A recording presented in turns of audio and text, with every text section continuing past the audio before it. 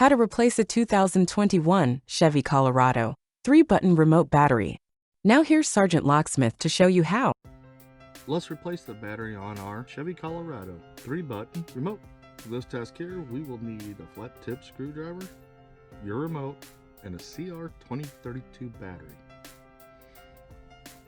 If your keyring is attached, you might want to get it taken off because you will need to flip the remote, and when you look straight down, you got to get a flat tip screwdriver in there. Take your flat tip, put it in, and twist the flat tip. You'll pop the corner up, go to the next corner, pop it up. And there you go, your cover's off. You see your battery? You should be able to take your finger, pull in, and it pops out. This is a CR2032 battery.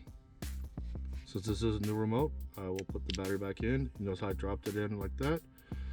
Put your finger on the top, pull it down, and push down. Now if you push it down, push it back because you want to get under that lip. To put this back cover on, you have those 3 indentations. Those need to go on first.